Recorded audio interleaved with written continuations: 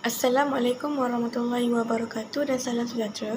Saya Nur Airin Afifah binti Yusriman, nombor matrik 17 TKA 20F1002 akan membentangkan projek saya iaitu Sistem Bangunan Industri ataupun IBS. Apakah itu IBS? IBS adalah singkatan kepada Sistem Binaan Industri ataupun Industrial Building System. Ia merupakan komponen yang disediakan di kilang dan dibawa oleh transport ke tapak bina dan dipasang di tapak pembinaan dengan jumlah tenaga buruh yang sedikit. IBS mempunyai 6 jenis iaitu yang pertama ialah precast concrete, yang kedua ialah blockwork system, yang ketiga ialah system framing, yang keempat reusable formwork, yang kelima timber framing dan yang keenam ialah innovative system. Seterusnya ialah kelebihan-kelebihan menggunakan IBS. Yang pertama ialah jimat penggunaan buruh. Yang kedua, kualiti yang lebih tinggi dan kemasan yang lebih baik. Yang ketiga, jimat penggunaan kos. Yang keempat, jimat penggunaan masa. Dan yang kelima ialah formwork boleh digunakan semula.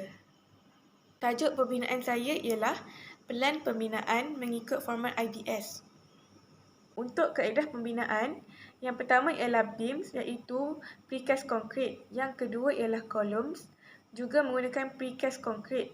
Yang ketiga, floor slab iaitu precast half slab on the first floor.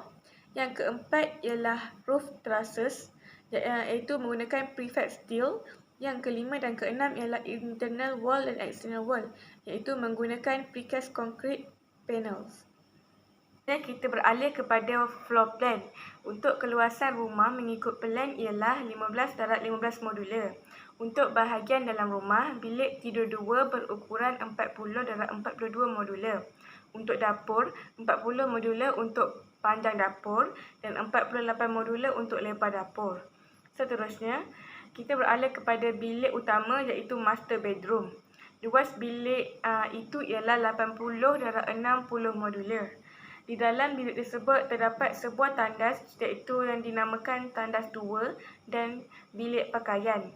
Keluasan tandas 2 ialah 40/18 modular dan untuk bilik pakaian ialah 40/42 modular. Selesai di bahagian belakang, kita beralih ke tandas 1 yang keluasannya ialah 40/27 modular. Tandas ini merupakan tandas utama dan berkongsi dengan bilik 1 dan bilik 2. Untuk ruang makan pula, keluasannya ialah 40 modular darab 63 modular. Seterusnya, untuk bilik tidur 1, keluasannya sama dengan bilik tidur 2, iaitu 40/42 modular. Manakala untuk bilik belajar, keluasannya ialah 40/60 modular. Di antara bilik tidur 1 dan bilik belajar, terdapat ruang tamu 2 dengan keluasannya 40/48 modular. Yang terakhir sekali, untuk ruang solat ataupun bilik solat, keluasannya ialah 30/42 modular dan terdapat satu ruang tamu yang berkeluasan 30/108 modular. Untuk keluasan tapak, untuk construction area for ground floor ialah 225 meter persegi. Untuk construction area for first place juga 225 meter persegi. Untuk construction roof area juga 225 meter persegi. Dan total construction area ialah 675 meter persegi. Untuk pelan lantai, saiz dan susunan lantai untuk pelan saya adalah sama. Saya menggunakan saiz 25/30 modular dan menggunakan sebanyak 30. Untuk kedudukan tingkap, tingkap pertama iaitu tingkap luar yang digantung di sisi, berada di ruang tamu 1 yang berdekatan dengan pintu utama. Terdapat 2 tingkap di situ dan satu lagi berada di dapur di bahagian belakang bersebelahan dengan pintu belakang. Yang kedua ialah tingkap gelongsor ataupun sliding. Terdapat di bilik 2 iaitu di bahagian belakang dan juga kiri. Di bilik 1 terdapat satu di bahagian kiri bilik dan bilik solat juga berada di kiri. Untuk bilik utama iaitu master bedroom terdapat 2 di belah kanan, termasuk juga dengan ruang belajar juga berada di belah kanan.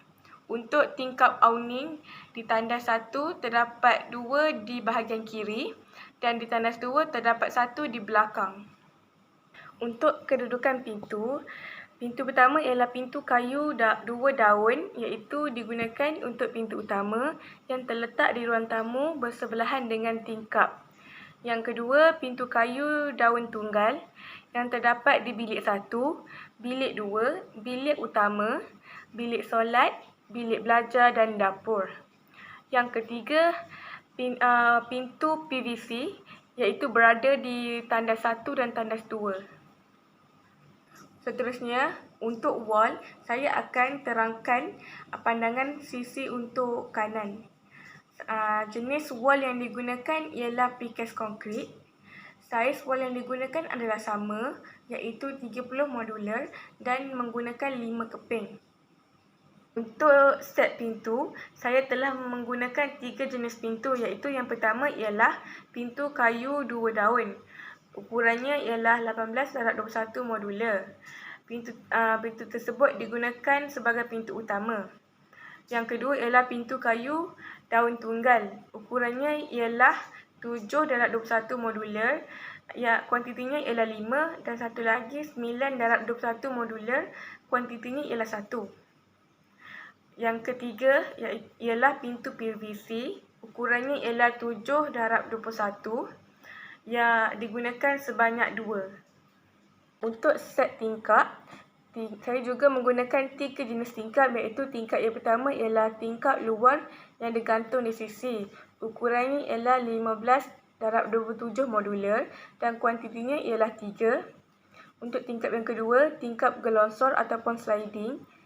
Ukurannya ialah 10/24 modular, kuantitinya ialah 7. Dan yang terakhir ialah tingkap awning yang berada di tandas. Ukurannya ialah 6/6 modular. Terdapat 3 di dalam rumah tersebut. Untuk IBS score, kita naklah mencari maklumat tentang structural system, wall system dan juga ada simplify construction solution. Untuk bahagian pertama, untuk ground floor, elemen yang digunakan ialah precast beam, precast column, precast half concrete slab. Luas area bagi ground floor ialah 225 meter persegi. IBS factor ialah 0.8, coverage ialah 0.3. Cara pengiraannya ialah 225 iaitu luas area dibahagikan dengan total luas area iaitu 675.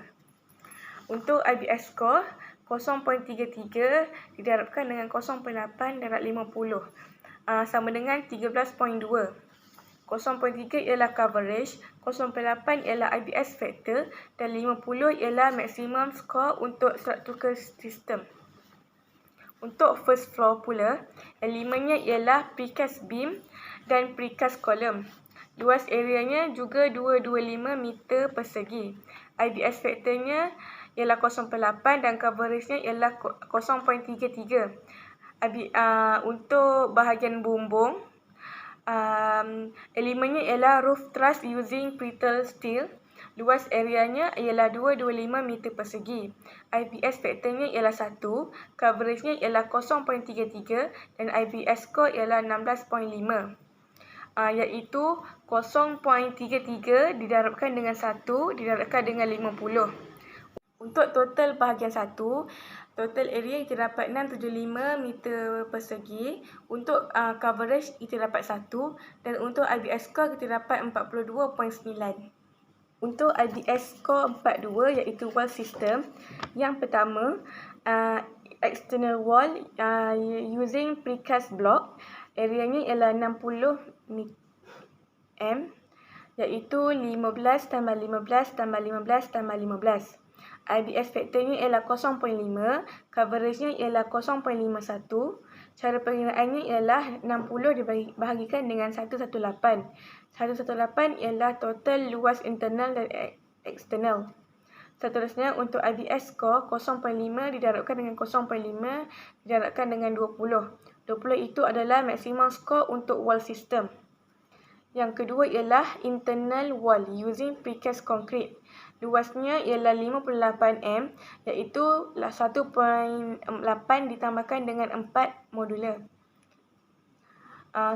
IBS factor ialah 1, coverage ialah 0.49 dan IBS score ialah 98, iaitu 0.49 didarabkan dengan 1 dan didarabkan dengan 20. Total coverage untuk world system ialah 1 dan total IBS score ialah 14.9. Untuk bahagian 3, iaitu ada simplify construction solution. Yang pertama, 100% beam mengikut saiz MS1064/10. Coveragenya ialah 100% dan IBS score-nya ialah 4. Yang kedua ialah 100% saiz kolom mengikut MS1064/10. Coveragenya ialah 100%, IBS-nya ialah 4. Ketiga, 100% saiz pintu mengikut MS1064/4. Coveragenya ialah 100%, IBS-nya score-nya ialah 4. Yang keempat, horizontal repetition of structure ialah 100% dan IBS score-nya juga 4. Total bahagian 3 ialah 16. Dan total bagi IBS score ialah 73.8, iaitu 42.9 ditambahkan dengan 14.9 tambah 16.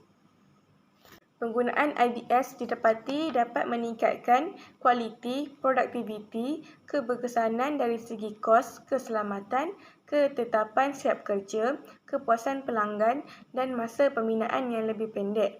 Kesimpulannya, penggunaan IBS sesuai dan sejajar dengan hasrat dan keinginan untuk kemajuan dalam teknologi. Itu sahaja daripada saya. Sekian, terima kasih.